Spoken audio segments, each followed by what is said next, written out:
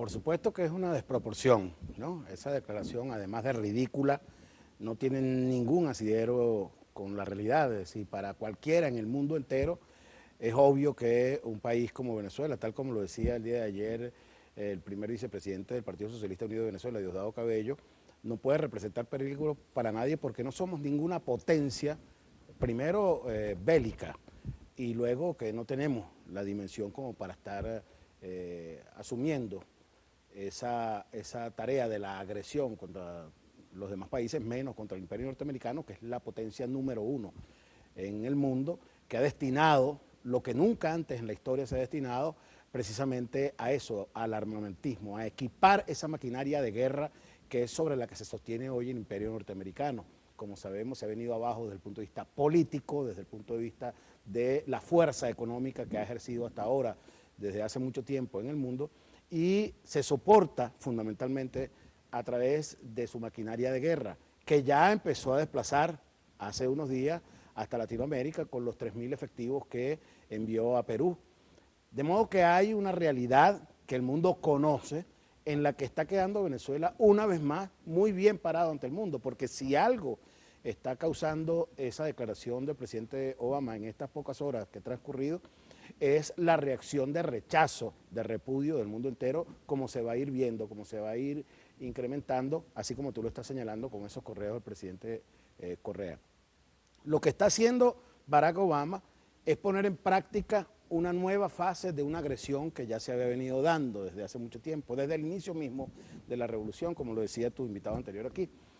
pero en esta oportunidad de cara a un proceso electoral.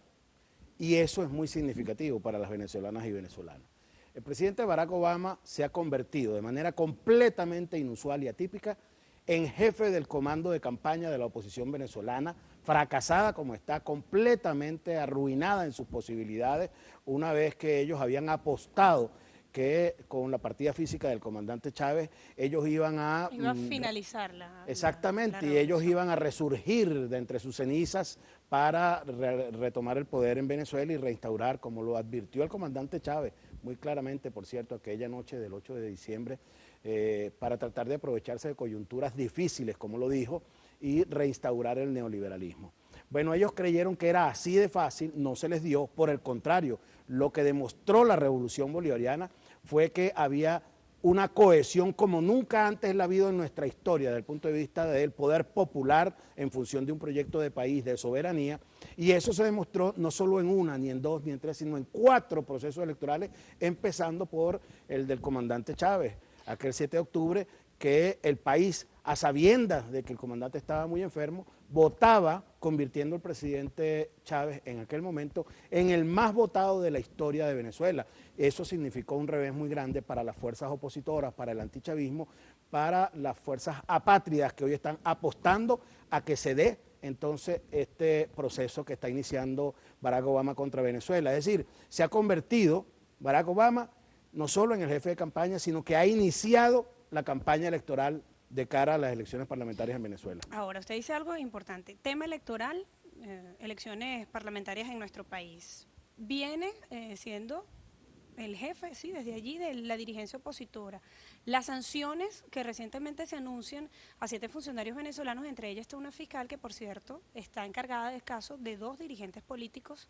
de oposición. Las reiterados llamados que respaldan al dirigente político Leopoldo López son una de ellas. Unificar cada una de esas acciones que no son hechos aislados, que todos están concatenados, de cara a quizás apuntar a que no se desarrolle el proceso electoral en nuestro país, porque recordemos también que denunciaba el presidente de la Asamblea Nacional, el diputado Diosdado Cabello, que incluso estaba la intención de que se desarrollara una salida 2, tal cual como se desarrolló el año pasado con las guarimbas.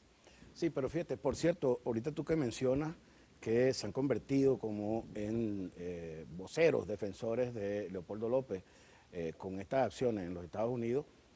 si alguna remota posibilidad tenía Leopoldo López de ser liberado por alguna medida excepcional, alguna gracia que pudiera otorgar el presidente de la República, bueno, aquí terminó de acabarse esa posibilidad por completo,